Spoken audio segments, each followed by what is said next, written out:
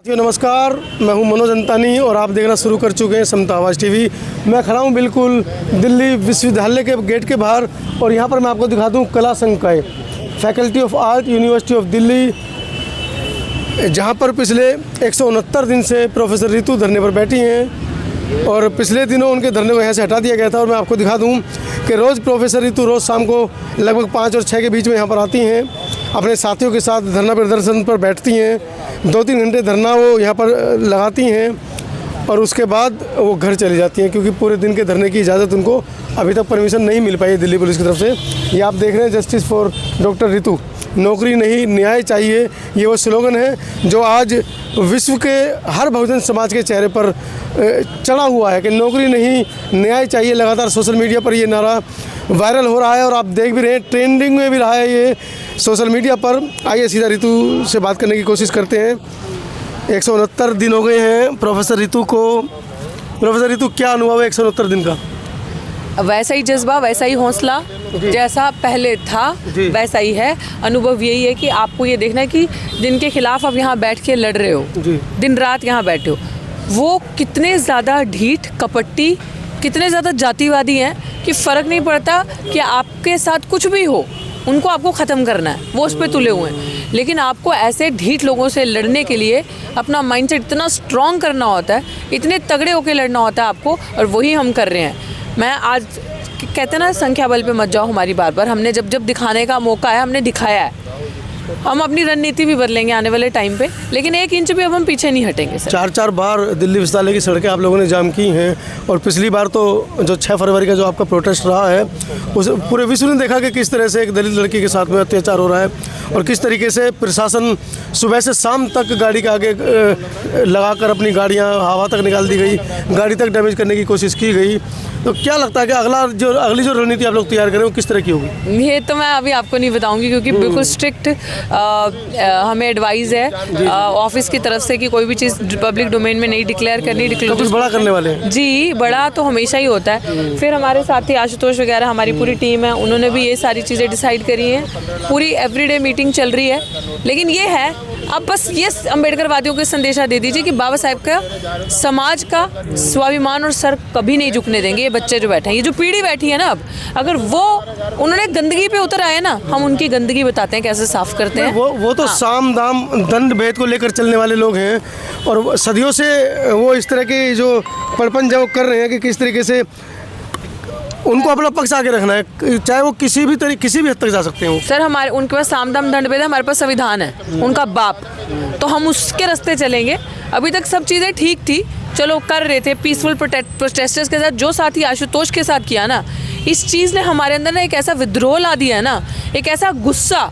उन लोगों ने जितनी बार ये सोचा कि अब हम ख़त्म, हमारी कहानी ख़त्म, इनको हटा दो, प्रोटेस्ट उठा दो, आशुतोष के साथ ये कर दो, इनका कहानी ख़त्म हो जाएगी, ये लोग तकलीफ़ में आ जाएंगे, फिर सोचेंगे कहाँ करेंगे। हम उतनी ही पावर से दोबारा जाग रहे हैं। हाँ, बस समाज को यही कहना है मेरा आपके चैनल के माध्यम से, और जितने भी लोग यहाँ आते हैं, आपको हिम्मत नहीं हारनी जब तक आपके बच्चे हिम्मत नहीं हार रहे। आपको पीछे नहीं हटना, आपको ये नहीं सोचना क्या होगा, कब तक लड़ना है। अरे हम लड़ रहे हैं ना, हम किसी से कुछ मांग रहे हैं? हम ना कह रहे हमें पैसा दो, हम नहीं कह रहे हमें खाना दो, हम नहीं कह रहे हमें कुछ, हमें बस आपका कुछ नहीं चाहिए, विश्वास चाहिए और साथ चाहिए। और ये बच्चे, ये भीम के बच्चे ना आपका सर झुकने देंगे, ना आपका विश्वास टूटने देंगे, ये याद रखना। मनुवादियों के ना हलक से निकाल के ले आएंगे हम न्याय, हमें पता है कि हमने कैसे लेना है। बार बार कहती हूँ कि जिसके वंशज डरने वाली नहीं है। मतलब सर इनसे गिद्दड़ों से डरते हैं शेर, हम नहीं डरते।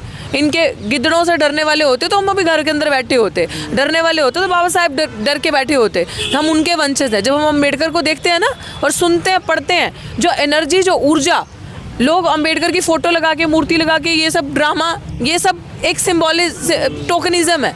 लेकिन हम लोगों ने उनको पढ़ा है, हम लोगों के अंदर अम्बेडकर बसते हैं, रहते हैं, हम लोगों के अंदर वो ऊर्जा, वो एनर्जी हर पल चलती है।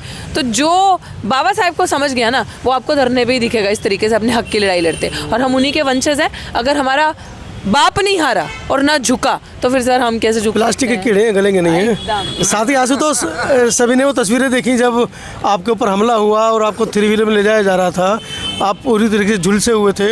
अभी क्या स्थिति है?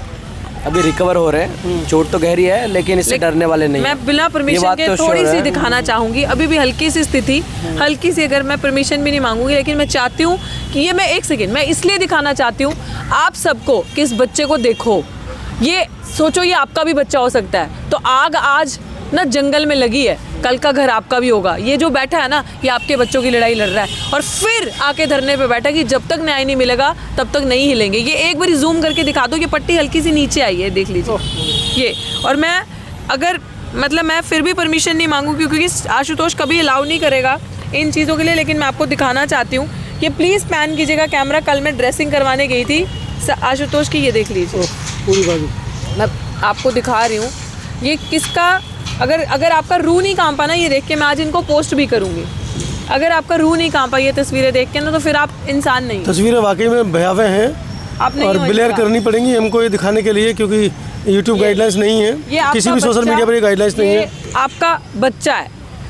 ये लड़ाई आज होंद की ऐसे आ गई है कि तुमने छुआ कैसे, हाथ कैसे लगाया मवालियों। अब की बारी सामने आओगे ना तो वो अंगूठा वो हाथ यहीं देकर जाओगे, हाथ लगा के देखना। सेल्फ डिफेंस में हम भी इतने तगड़े हैं, सामने से आओगे ना जिस उंगली से अब छेड़ोगे वो उंगली यहीं देकर जाओगे। और अब तुम्हें बताते हैं अम्बेडकरवादी, बार बार कहती हूँ ना कि याद रखो लड़ाई जो भीमा कोरे गांव की है ना, वो वक्त दोबारा आ गया है। अब हमें न्याय के खिलाफ एकजुट होकर, बस बात यह है कि संविधान सामने है, संविधान के हाथ बांधे हैं, लड़नी वैसे ही है, तरीका बदलना होगा लेकिन जीत के जाएंगे।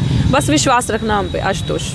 साथी आशुतोष, अभी जैसा कि आपने बताया रिकवरी चल रही है, क्या हुआ था उस दिन, पूरी घटना बताइए जरा दर्शकों को।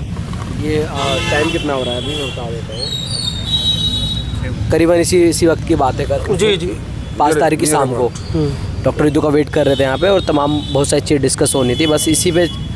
तो मुझे बाद में पता लगा कि यहाँ पर तमाम मेरी फ़ोटोज़ वीडियोस भेजी जा रही थी कि आशुतोष कहाँ है अभी। पूरे दिन से अच्छा। पूरे दिन से मुझे फॉलो किया जा रहा था, ये कहाँ है क्या कर रहा है अभी। तो शाम को उन्होंने देखा कि मैं एकदम बेफिक्र होकर शांति से आराम से टहल रहे थे 1-2 लोग और यहाँ चाय पीने बैठ गए।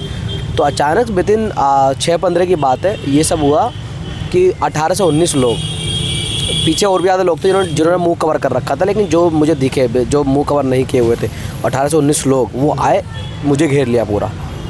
और उस वक्त अचानक से मौका नहीं दिया, कुछ भी नहीं दिया, वो जस्ट अटैकिंग मोड में सीधा हमला बोल दिया। सीधा हमला बोल दिया। उसके बाद मैं उनके हाथ में नहीं, मतलब वो कुछ कर नहीं पा रहे थे, बिगाड़ नहीं पा रहे, चाकू मारे सर में, कुछ नहीं हुआ, मैं फिर भी तना रहा, फिर 5 से बार किया, मैं फिर भी मैं एकदम खड़ा रहा, मैं पकड़ा। उसके बाद उन्होंने जब कुछ नहीं मिला, उन्होंने एक बोतल फेंक के मारी, उसके बाद गर्म चाय फेंक के मारी। तो कुछ ग्वालियर की महिलाएं थी, उन्होंने अपने बयान भी यहाँ पर दर्ज कराए वीडियो में कि किस तरीके से 15-20 लड़कों ने तुम्हारे पर हमला किया, लात घूसे नीचे लिटाकर, उसके बाद चाय भी उन्होंने फ्राइबिन से सीधी मतलब चूल्हे से उतार कर तुम्हारे ऊपर डाली। सीधा ये चाय वाले सारे भाग चुके थे वहाँ से उस वक्त जब ये सब हुआ। और वो चाय गर्म, पूरा प्लान था, प्री प्लान, एकदम प्लान के साथ ये सब हुआ कि आशुतोष को मार देंगे तो शायद ये मोमेंट थोड़ा वो हो। लेकिन हम पहले दिन से साथ हैं। दिल्ली यूनिवर्सिटी में तमाम ऐसी अन्याय के खिलाफ तन के लड़ता रहा हूँ बहुत पहले से, और हमारे तमाम साथी लोग, तो उनको बता दें वो कुछ नहीं बिगाड़ सकते। उन्होंने तो आप भीम आर्मी के जो युवा संगठन है, स्टूडेंट फेडरेशन है, उसके भी अध्यक्ष हैं दिल्ली यूनिवर्सिटी में, तो उसका भी कहीं ना कहीं आपको लगता है कि उसकी वजह से भी जो आपके ऊपर जो अटैक किया गया है उसका भी हाथ हो सकता है उसमें? नहीं, दलितों का संगठन वैचारिक लड़ाई है, एक मिनट, वैचारिक लड़ाई है, दलितों का संगठन, हाँ ये तो है, पूरा टारगेटेड है कि ये दलित लोग कैसे बोलने लगे। वैचारिक लड़ाई है कि ऐसे अगर हम ये लोग, क्योंकि हम एक लाइन दे रहे हैं उनको कि पहले तो कोई नहीं था बोलने के लिए यहाँ पर, बिल्कुल, अब हम लोग आ चुके हैं यहाँ पर बोलने के लिए। फिर 100 साल के डीयू के इतिहास में यहाँ पर कोई भी दलितों के लिए आवाज़ उठा, ये दलित संगठन नहीं था, बिल्कुल कोई भी नहीं था। लेकिन हम लोगों ने अपना प्लान के साथ अपना पूरा कि हम लोगों को अपनी अब बोलने की बहुत ज़रूरत, जिस तरह का दौर चल रहा है तो बोल रहे हैं हम। बोलने के साथ ये तमाम जो चीज़ें हो रही हैं कि दलितों के साथ जो हो रहा है, एकदम से खड़े हो आते हैं, दलितों को कुछ किया तो एकदम से कोई आशुतोष पूरे डीयू में अकेला कहीं भी किसी कॉलेज में पहुंच जाता है, तो ये सब हुआ। लेकिन उनको ये बता दें हम कि हम 1% भी नहीं झुके, एक इंच भी बैक नहीं हुए हैं, हम पूरा उसी लय में और ज़्यादा ऊर्जा के साथ डटे हुए हैं। ये तो हाथ पैर में वो क्या है, वो जान से ही मार देते, फिर भी हमारे साथी लोग कमज़ोर नहीं होते। अगली कॉल के लिए क्या अपील करना चाहेंगे? तारीख छोड़िए, तारीख मत बताइए, लेकिन अपील क्या करना चाहेंगे? अपील मेरी तरफ से ये है कि अभी जैसे 6 तारीख हुआ, बहुत बहुत धन्यवाद सभी जो भी आए, पूरे देश से युवा आए, पूरे देश से महिलाएं आए, पूरे देश से सब भाई बहन सब आए। अगली कॉल का जल्दी इंतज़ार कीजिए और ज़्यादा वक्त नहीं लेंगे, जल्दी प्रेस कॉन्फ्रेंस करके आप सबके बीच में अगली कॉल देंगे और बड़ी मात्रा में आके इस प्रोटेस्ट को और इस तमाम आंदोलन को, डॉक्टर रितु का आंदोलन को सपोर्ट कीजिए। क्योंकि अब अगर वो इंतज़ार कर रहे हैं कि हाँ एक और आशुतोष मर जाए या डॉक्टर रितु पे मार दिया जाए, तो ऐसा तो नहीं हो सकता ना। कि अगर वो यही इंतजार करेंगे आशुतोष जब मर जाएगा या डॉक्टर तो जब मर जाएगा तभी आएंगे, इससे अच्छा जिंदे जब तक लड़ाई लड़ रहे हैं तो आप सब आओ, मरने की कोई कसर नहीं छोड़ी। मर्डर तो करने का पूरा प्लान से आए थे, जैसे चाकू था, जैसे तेजाब था, जैसे गर्म चाय थी, तो पूरा प्लान से आए थे, लेकिन कुछ बिगाड़ नहीं पाए। थोड़ी चोट आई है जरूर, लेकिन लड़ रहे हैं, हौसले पस्त नहीं हुए। बिल्कुल। एक मिनट 6 फरवरी को जो प्रोटेस्ट हुआ उसमें कम से कम 10 जगह दिल्ली पुलिस ने प्रोटेस्ट में आने वाले लोगों को रोका, और हमारे सामने की बात है कि मेट्रो से गाड़ियां भर भर कर ले गए उठाकर, और कुछ साथी ग्वालियर से, दिल्ली दूसरी जगहों से आए थे, उनकी गाड़ियों को मोड़ दिया गया। तो आपको भी खबर मिली कि इस तरीके से साथियों को रोका जा रहा है एकदम। और आपको तो थाने के दोनों तरफ हमारा पीछा सिविल लाइन से शुरू हो गया था जी। 3 गाड़ियां पीछे लग गई थी पुलिस की।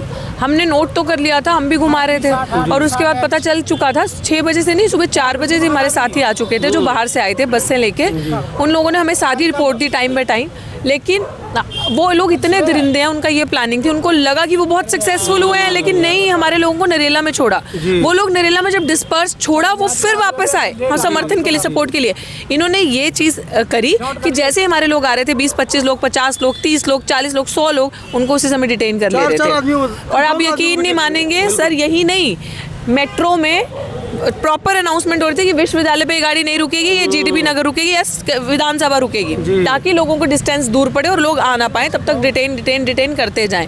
उस दिन पूरा दिन गाड़ी विश्वविद्यालय पे मेट्रो नहीं रुकी है। तो ये हमारी ये जीत है, हमारे संघर्ष की ये जीत है कि हमने इनको दिखा दिया कि जब दलित, सबसे पीड़ित, सबसे शोषित लोग इस देश के जब अब करवट ले रहे हैं तो इनको इतना डर लग रहा है। अभी सिर्फ करवट लिया, अभी हम पूरे खड़े भी नहीं हुए, तो आप सोचो कि जब हम खड़े हो गए तो इनका क्या हाल होगा। जैसे साथी आशुतोष ने बड़ी अच्छी बात कही कि इंतज़ार मत करो। ये अटैक, आशुतोष को वो जब अटैक कर रहे थे तब बोल रहे थे कि अगला नंबर डॉक्टर रितु का है, ये वो जो भी उन्होंने अपनी गंदी भाषा में बोला, मैं वो बोलना नहीं चाहती। अब कहने का मतलब, are you literally seriously waiting कि हमारा नंबर हो? तो आपको क्या लग रहा है कि आपकी औलादें सेफ़ हैं? अगर ये औलादें जो बाबा साहब के बच्चे बिल्कुल वॉर जोन में बैठ के लग रहे हैं, तो do you think your children are safe? No, they are not. ये गलत फहमी है आपकी। ये आपके लिए कोई नहीं लड़ेगा।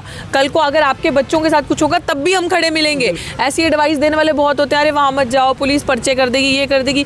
भाई पर्चों से डरना है, पता नहीं बाबा साहब पे कितने हुए होंगे, हम लड़ेंगे ना उनके खिलाफ। मैंने उस दिन भी सारे साथियों को बोला, किसी पे भी अगर अत्याचार हुआ या लाठी चार्ज हुआ है या किसी पे कोई पर्चा हुआ तो उसकी पूरी जिम्मेदारी हम लेते हैं। आप आओ, हमारे डोर आपके लिए खुले हैं। डॉक्टर रितु हमेशा आपके साथ अंत तक खड़ी है। मीडिया कर्मी तक को गिरफ्तार कर लिया गया, संतोष अम्बेज, गौतम रत्ना, सुमन। इस बार अगर इनकी औकात है ना, किसी भी एक मीडिया वाले को हाथ लगा के दिखाएं। वो जो सुमन है, एक दलित महिला से डर देखो। वो एक दलित महिला, एक बीवी, एक माँ, एक बच्ची, वो अपनी ब्रेड एंड बटर के लिए काम कर रही है और सच्ची पत्रकारिता कर रही है। तो सोचो सच से कितना डरते हैं। उसको उठा के नरेला में छोड़ा, सोचिए। तो ये सच की डर है इन्हें। लेकिन हमारी जो प्रेस कॉन्फ्रेंस होगी शायद 14 में, 15 में, सर आप तो सब आएंगे, हम आपको सारी चीज़ें बताएंगे। और इस बारी मैं पूरा आश्वासन देती हूँ कि इनकी औकात और हिम्मत नहीं है किसी भी प्रेस वाले को हाथ तक लगाने की। ये तो सर आइए तो अलग से सर को 11 बजे वहीं थाने से उठाया था। 2 गाड़ी भरी थी, 25 लोग हमारे गाड़ी में थे। उसमें अपने बहुजन समय के पत्रकार मेवालाल जी थे हमारे साथ। हमारे को मुंडका थाने में ले जाके छोड़ा। 5 बजे मुंडका से हम फ्री हो गए, फिर मेट्रो पकड़ के फिर वापस आए हम थाने पर। ठीक है, बाकी पुलिस की कारस्तानी मैं बताना चाहता हूँ, इतनी हल्की धाराओं में केस दर्ज किया है जो कि 307 और 120 भी खाई है पुलिस ने। पुलिस बड़ी शातिर है। क्या अटेम्प्ट टू मर्डर नहीं था ये?